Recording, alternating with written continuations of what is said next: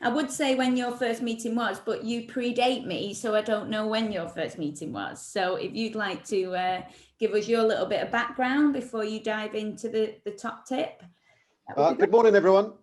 So my first experience of MDRT, or first live experience of MDRT, was in Toronto in 2008, and I still remember sitting there on the first morning, sitting in a suit when most other people weren't, thinking it's 80 degrees outside and I'm sweating and no one else is, but being absolutely blown away by the investment that we'd made that week, and in the first morning felt that we'd paid for it in itself. So not that long in MDRT compared to a lot of people on the call today, but yeah, this is my 13th year being involved in MDRT from that perspective, and it's just become an addiction for me. The more involved I get, the more I get from it. So thank you for putting on today, and thank you to Charlie for that wonderful speech.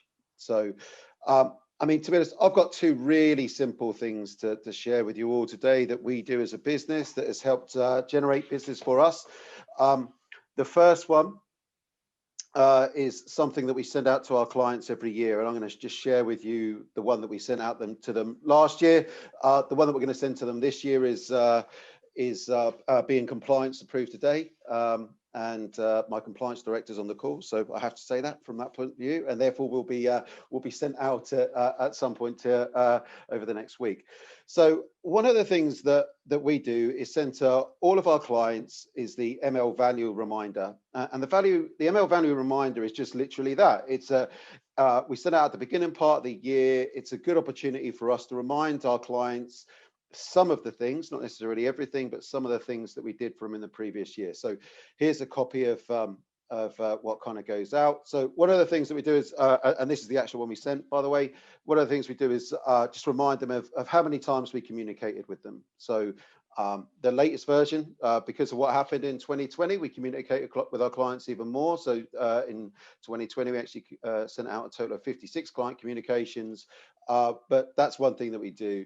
On top of that, we remind them about what we've actually done with their money. So we use a strategy at the moment called the Advanced Investment Strategy, and therefore we sent out 21 communications to them about what's going on with their money, how we're managing their money, and things that they kind of need to be aware of.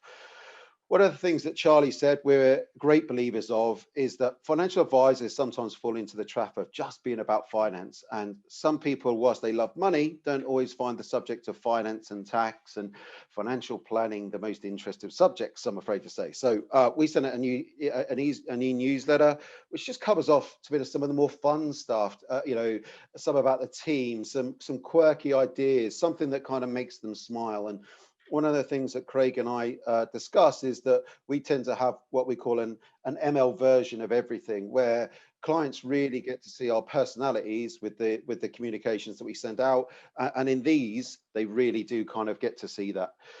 We get into some of the more nitty gritty, because one of the biggest parts of our role is to manage their money. So we remind them about how hard we've worked on their money in the previous year. Now, one of the things that we get from this is fantastic feedback from clients, particularly as this tends to coincide when they're getting their statements from the providers about how much they've had to pay us over the last 12 months. And therefore, on that basis, it kind of works well. And that's one of the reasons we send it out at the beginning of the part of the year. We remind them of one or two other things, and they can click on this, some charity work that we've done, any awards that we've done. And ourselves as a business introduced Vivid Vision 2022 in 2019. So that's one really simple thing that we do every year. Collate the data throughout the year. I can assure you it makes it a lot easier than trying to look backwards. Send it out to clients, and it's something that's pretty powerful. The second one, and this actually is something that we've done because we wanted to do it and we thought it would be a bit of fun. We did it just as the lockdown finished in the summer. We did a virtual client wine event. And now, ironically, we just did it with our top clients. Craig and I like drinking wine, coincidentally, then becomes a business expense. So that worked well for us as well from that perspective. But we had 20 clients on the call because they'd just come out of lockdown. They were allowed to have some friends round. The weather was beautiful. Coincidentally, obviously, we planned that as well. And we sent them all a case of wine and got a wine expert virtually to run over and just have a really sociable event from from that point of view. And it's gone down really, really well. So one, we did it with our top 20 clients, as I said. So from them, they fall even more in love with us than they already do.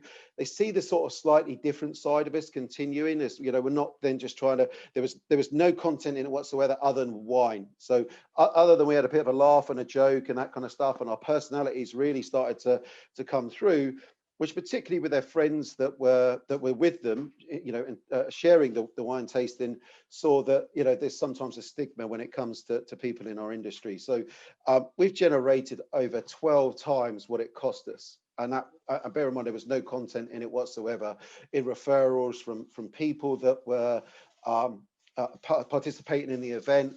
And people still talk about it today, and to the point where back end of the year, I was with one of our top clients, and they were raving, just coincidentally, about one of the wines that they had that night. So we sent them a case of it after the call, and then ironically, we then ended up in a situation where they referred us to a client who we landed in December and brought 1.8 million pounds into the business. So from that point of view, it really has, for something that was a lot of fun, so that we enjoyed, generated quite a lot of business. So two really just simple things, trying to do something a little bit different that take hardly any time or money, that can add hopefully tremendous value to your clients.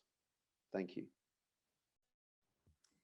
Super, thank you, Simon. That was wonderful, some good ideas there. Are you happy to, and Charlie as well, happy to share the content, and I'll send it round afterwards? Sure, no problem. Yeah, sure.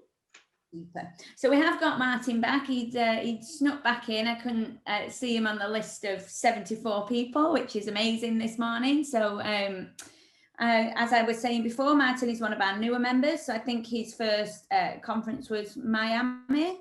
Was it, Martin? Yeah. And again, it's been a massive, massive advocate, straight into the thick of it.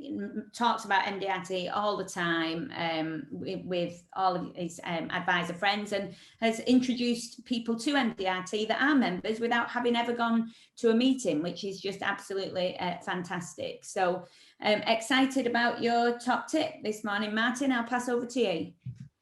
Thank you, Sarah, and morning, everybody. It's just a few insights from me this morning, because I'm not a coach or anything like that. So I've tried to put 3 points together, which are just ideas that I've pulled together over the years, because all of us have got tons of ideas on how to develop our businesses.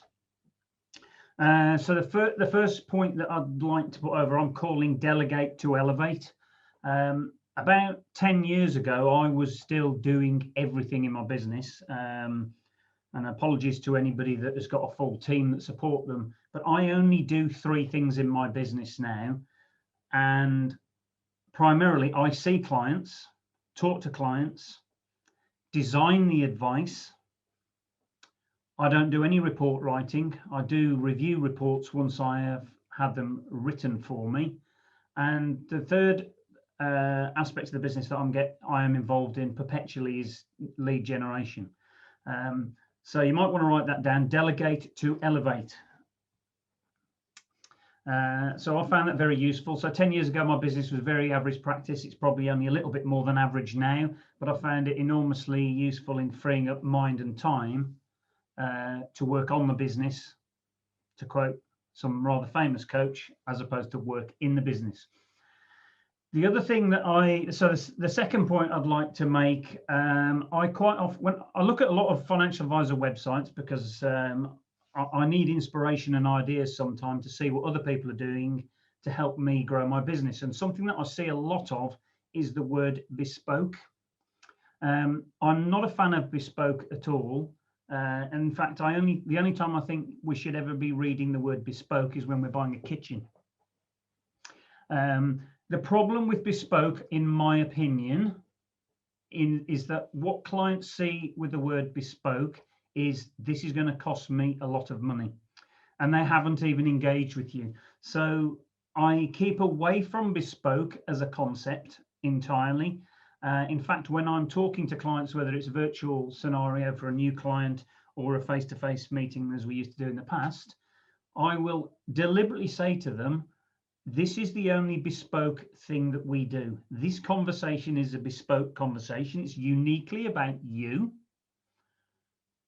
But what we will deliver is not unique. And I'm not frightened to say that, because financial advisors sometimes, I think, get caught up in this notion that everything's got to be absolutely unique for the client. What clients appreciate, I believe, in my opinion, is that if they know lots of people are being dealt with in the same way in terms of how their financial affairs are organized, there is greater confidence in what you're doing and delivering to them. Whereas if they think you're creating a unique investment solution, I know that's only part of the picture, there is a fear, certainly from me, and I think some clients, is what happens if they mess it up, because this is the only time they've ever done it. So I like the idea of getting away from the idea of bespoke, apart from the client conversation, and I will share that with the clients. The third thing that I would like to share with you is a lot of coaches out there talk about you need to find the niche. And for the Americans, if there are any on here, that's the niches. I don't like the idea particularly of a niche, because I don't live in a town. I live in Wolverhampton. It's not a big enough town for me to say I'm just going to deal with veterinary surgeons, or I'm just going to deal with doctors, let's say. It's not a big enough demographic for me to be able to penetrate that in a big enough way. I've evolved what I believe is a niche into a specific way of delivering what I do, and how we deliver is unique to all of us. But I become very specific of who, the type of person I work with, as opposed to the career that they have. So amongst my clients, they know what I'm strong at. They know what I don't do. And I'll give you an example. I don't do any mortgage work. I don't do any equity release work. I have external colleagues that I refer to, and my clients do come to me from time to time and say, can you help me with this? And I'll say, well, no, it is not my specialism, but I've got favored specialists that have been helping me for a decade or so that I offload that type of work to. What that allows me to do is become even sharper and even better at what I am good at, and that is the specific area that I want to work in. And the specific area that I want to work is what I'm really passionate about. And I would suggest to everybody in the room, know what your absolute passion is and become really, really good at that.